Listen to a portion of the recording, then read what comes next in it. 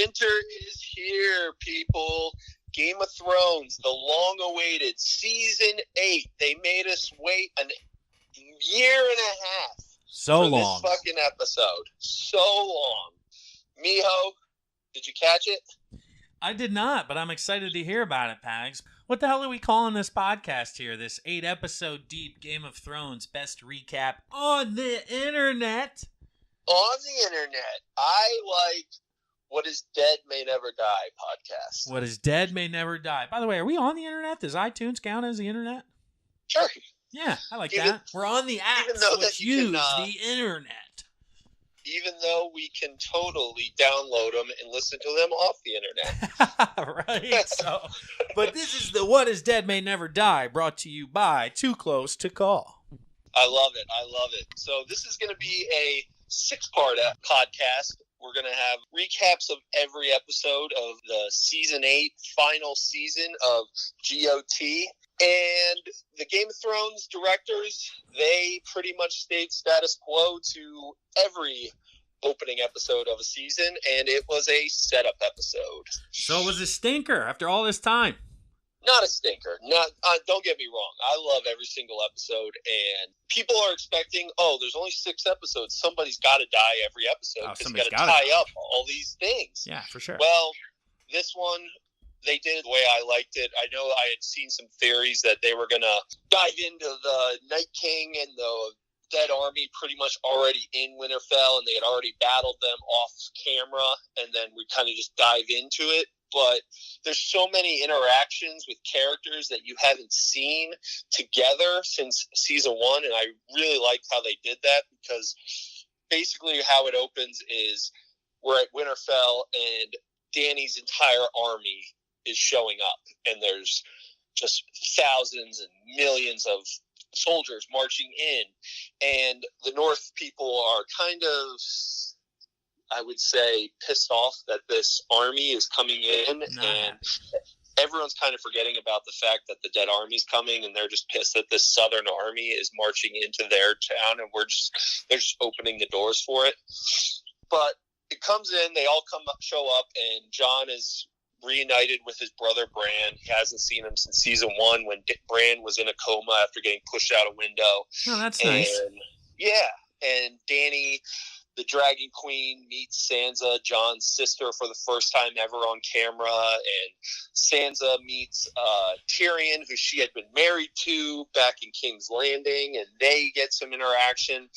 So essentially what we got here is people in the North are pissed off that Jon came in and let this Southern Queen come in and basically say, hey, Jon, you left as the king, and you come back and say, hey, we have a queen now.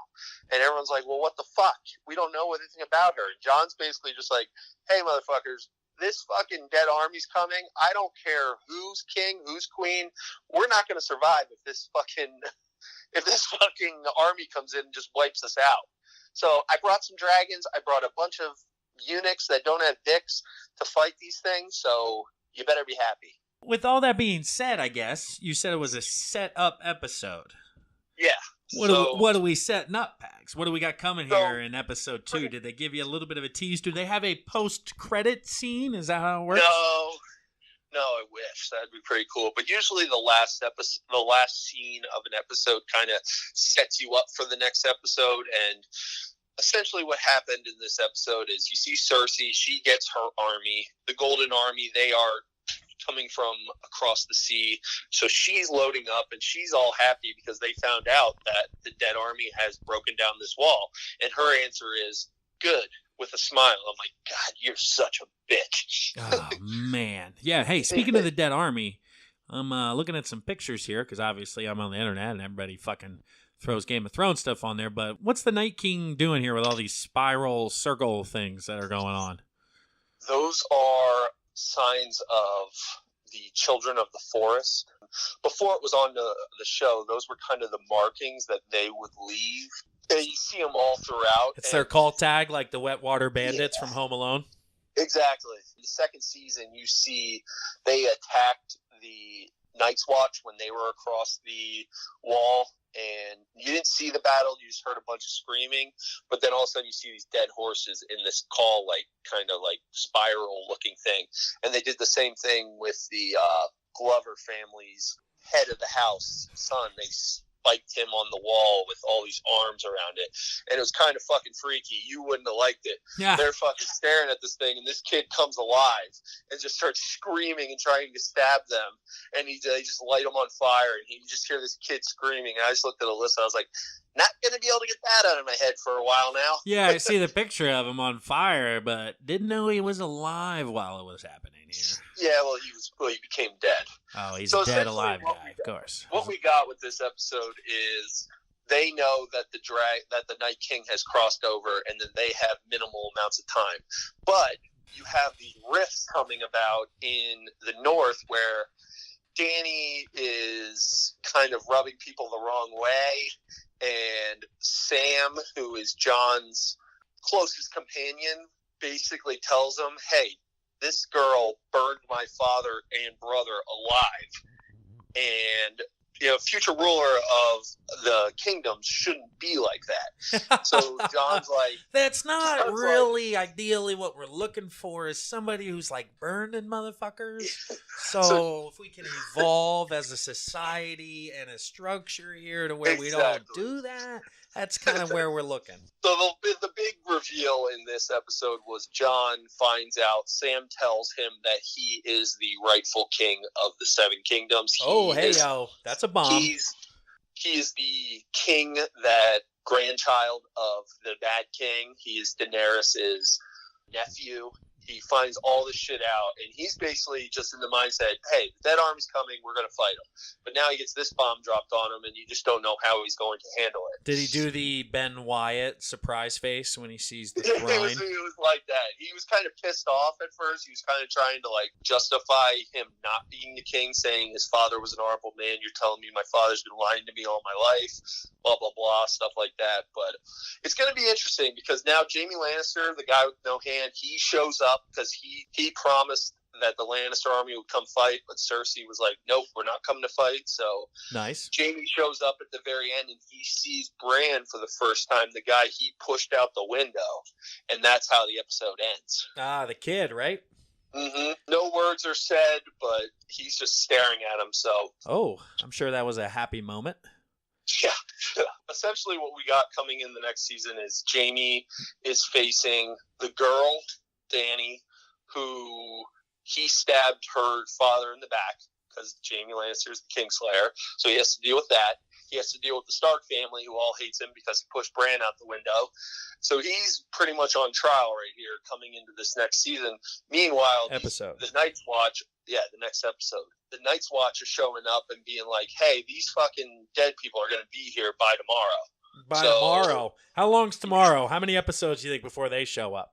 Yeah, that's good. I bet they because show up Pags, let me my little bit of a rant here. I'm sorry to interrupt you, but I was told in season 1 that winter is coming and the zombies are going to be here, and you just told me that as of season 8, episode 1, they still haven't showed up. Well, they did, but they just haven't been on screen showing up yet. Yeah, that's what I'm saying. Literally, I was like, oh, yes, I want to see this. These fucking zombies are coming. This is totally cool. Season 2 comes rolling in. There's nothing. And I'm like, all right, well, I'm just going to watch it when these guys show up. Well, it's been 6 years now, Pags, and I still haven't had to watch it. But the moment you tell me, hey, the White Walkers are here, shit's going crazy, I'm watching those episodes. They've been in spurts showing up. I don't want spurts. You've seen battles with them, but you haven't seen... I don't care who's on the throne. I want to know who's killing the fucking White Walker king and how. Little theory dropped here. I don't think anyone's killing him. I think the White Walkers are going to end up killing everybody and taking over. It's actually a horror film and the bad guys win. Yeah. I hope you're right. That'd be amazing. Dude, it would, because you've never seen anything like this. The only thing I'm praying, I don't know if you watch The Sopranos, I am just praying it's not like a Sopranos ending where it's left to interpretation of what happened. So it's going to be interesting. We're going to dive in more as we get more information. Are we as excited for episode 2 as we were for episode 1? I'm more excited because now the setup episode's done. So you were looking forward to April 22nd all along, or whatever date it is, 21st. Easter Sunday. Let's go. Yes, Jesus. Involved with Game of Thrones and death and nudity and sex. I love it. That's amazing timing. There were some boobs in this episode, too. Pags will be going from church to staring at boobies and gore and sex. Have yourself a happy Easter Sunday. Oh, man, I can't wait.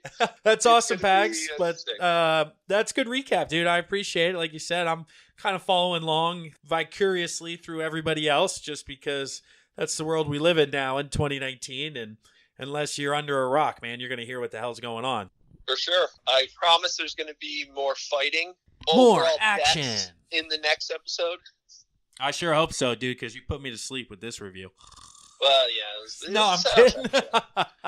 Well, here we go. So we got, basically what we got now is we got our 53-minute episode out of the way. We got a 53-minute episode next Sunday. And then the next 4 are hour and a half, basically movies. Yep, those are the 4 that I'm going to tune into. Boom. There we go. That's what we're talking about. Anyway, this is the what podcast? What is Dead May Never Die. Oh, man, that's kind of good. I like that. So you have to repeat it when I say it because that's what they do in the show. Okay, go again. Die? I didn't know. I'm sorry. Go take 2 and action. What is Dead May Never Die. What is Dead May Never Die. Or are they happy when they say it, or is this a bad thing?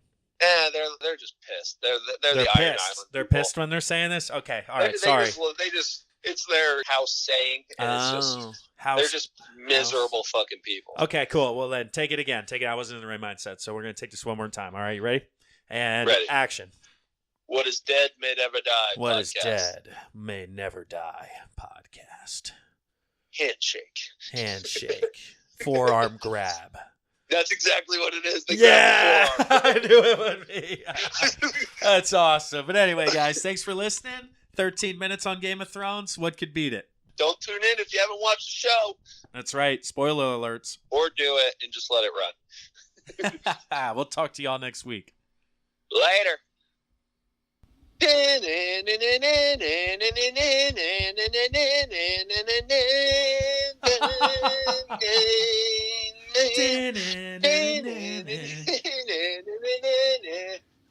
of Thrones.